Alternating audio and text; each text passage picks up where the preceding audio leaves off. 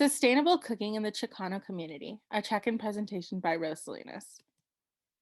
My purpose is to research the lifestyle of the Chicano community and how food acts as a major part of identity and tradition, all while researching the effects Hispanic cooking has on the environment. Hopefully, I will create a resolution where I find greener alternatives for the food while still keeping the heart of Chicano intact. So, my focus and findings as of right now, um, the culture. What do you think when you think of Chicano cooking? I think the spice level is high. Meat is typically beef, chicken, pork, but I think my main focus is going to be beef and family style meals. And some sustainability facts of this is 3 ounce cooked serving of beef supplies more than 10% of the daily value of 10 essential nutrients. So we technically don't need as much beef as maybe we are allowing ourselves to have. And also, food waste costs the average family 2,500 dollars annually. So this is what my process looks like right now. My preliminary research is uncompleted. Oops. I know. I have been slacking low key, but that's okay.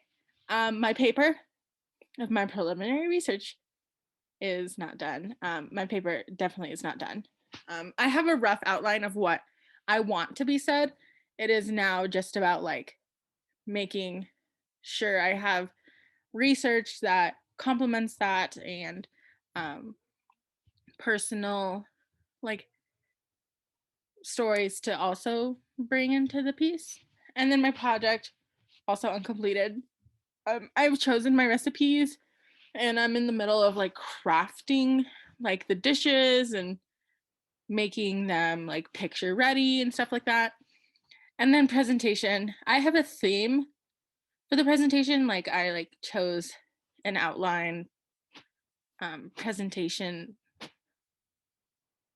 aesthetic, if you will. So I have that. That's about it. So my project is going to be a chat book, more so like a recipe book. So it's going to be red chili with beef, chorizo, enchiladas with chicken, rice and beans, and arroz con leche. So I'm going to also include sustainability facts in my recipe book, as well as food photography. So my whole plan with the recipe book is when you flip open a page, the left side will have the authentic recipe of creating this dish, while the right side will have a sustainable green source to do um, the same recipe. So red chili with beef, I'm going to use the Jamaica flour. Chorizo, I'm going to use tofu. Enchiladas with chicken, I'm going to do jackfruit. Rice and beans are pretty. You just have to, not use like any like meat base. And arroz con leche, I will be using nut milk. Usability testing. So I was going to create a rubric and I still will, but it's not going to be the main part of my project per se. It's going to be the recipe book. But in my paper, I will have a section where I do talk about the price points, the sustainability pricing, the authenticity, the taste, and that kind of thing. So I will have those tests done, but it just won't be the main priority of my project. So updated deadlines. By March 6th, I want to have all research and citations found. I want to contact the interviewees to set up a time. And I want to have an actual outline of the paper done with the citations and pulled quotes and stuff. March 10th, I will have the recipes made and documented. So rubric completed, pictures taken, everything good to just set up the book. And I want a third of the paper done. So recipes crafted is also just like the first part. March 20th, I want the paper completed and the presentation PowerPoint started. So that gives me 10 days to do the other 2/3 of the paper, which is doable, kind of.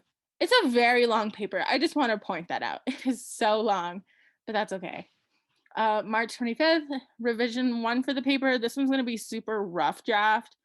Um, just this is more grammatical. This is word choice, transitional phrases, that kind of thing.